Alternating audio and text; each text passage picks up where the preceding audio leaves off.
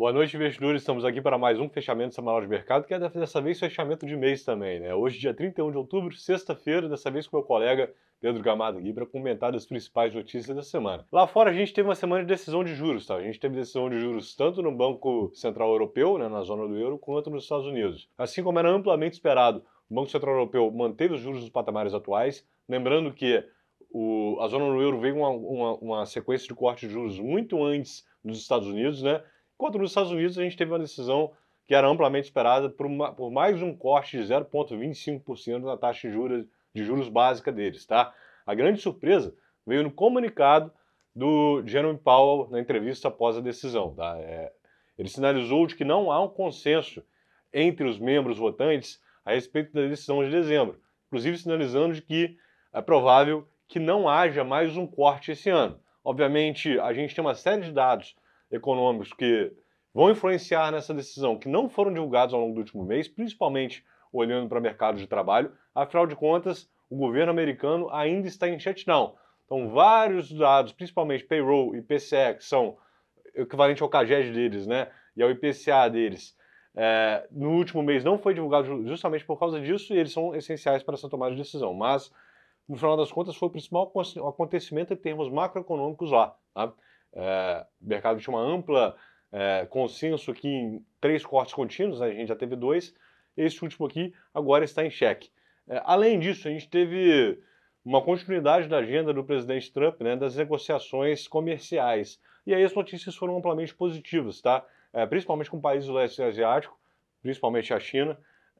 Aparentemente, temos mais avanços concretos aqui na direção de um consenso. O destaque negativo nesse campo fica com o Canadá, onde o Trump acabou voltando aqui, recrudesceu e está ameaçando uma taxação adicional de 10% sobre alguns produtos canadenses. Tá? Além disso, a gente teve também uma semana bastante repleta de divulgação de resultados, principalmente lá fora, não é, Pedro? Perfeitamente. O que foi dando o tom ali, uma vez que a gente não está tendo essa divulgação de dados americanos, exatamente, Disseu. O tom da semana foi dado pelo reporte das empresas desse terceiro TRI de 2025, né?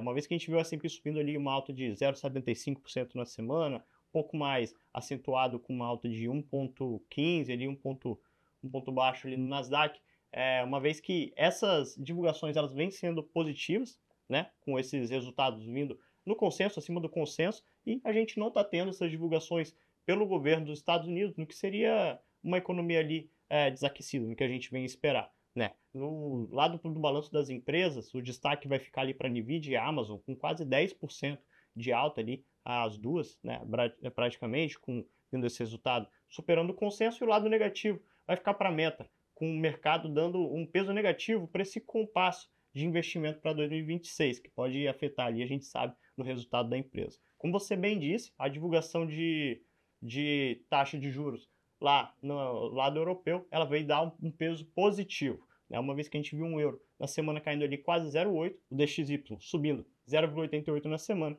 e agora a gente veio ali para o lado de dentro de casa. Como é que ficou aqui na semana? Aqui nessa semana a gente teve divulgação de mercado de trabalho. O principal dado foi o CAGED. A criação de empregos no mês aqui no Brasil surpreendeu positivamente, lembrando que os nossos patamares de desemprego já estão na mínima histórica. Apesar de o número de desemprego não ter mexido muito, a criação foi mais alta do que esperado, que é um sinal positivo de resiliência da economia brasileira. Lembrando que a gente vem observando aqui ao longo do segundo semestre uma desaceleração na margem. Desaceleração não significa crise, tá, gente? É só uma diminuição no ritmo de crescimento. E a gente também teve a divulgação do déficit fiscal, né, do resultado fiscal do governo, negativo e pior do que o esperado, assim como a gente já vem há um belo de um tempo já, só que essa divulgação de déficit fiscal não está fazendo preço. Por quê? A gente tem uma eleição no ano que vem, a gente sabe que a gente tem um grande problema fiscal para ser resolvido ali em 2027, ele só vai ser resolvido em 2027 após as eleições. Então o mercado meio que está negligenciando isso, sabendo que a gente vai ter um encontro ali nas eleições do ano que vem para tratar esse tema em específico. E por fim, no calendário macroeconômico aqui, a gente teve a divulgação do IGPM. O IGPM veio abaixo do esperado e baixo.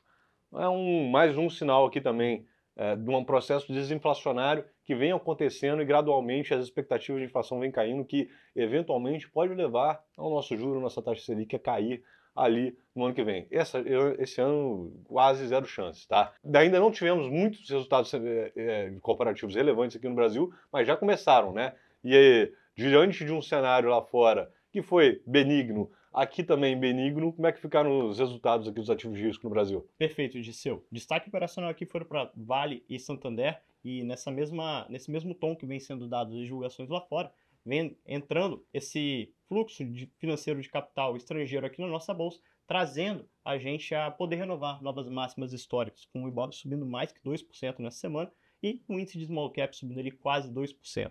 Né? O dólar, na contramão do mundo, fez uma recuperação ali de apenas 0,2%, numa semana que o DXY subindo quase 1%.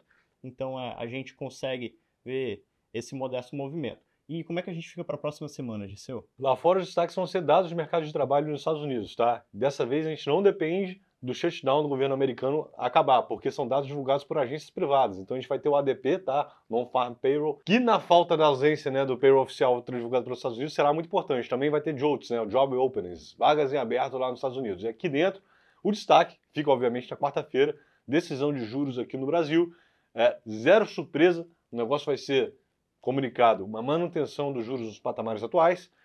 Entretanto, quem todo mundo vai olhar vai ser o comunicado, né, o tom que o Banco Central vai dar no comunicado.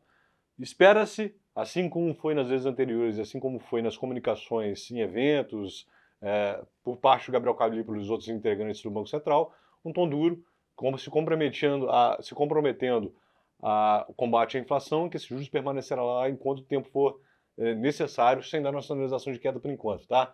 E obviamente estaremos aqui na semana que vem para cobrir novamente os noticiários. Eu agradeço aí a audiência a todos, um bom final de semana a todos e um forte abraço. Um abraço, até mais.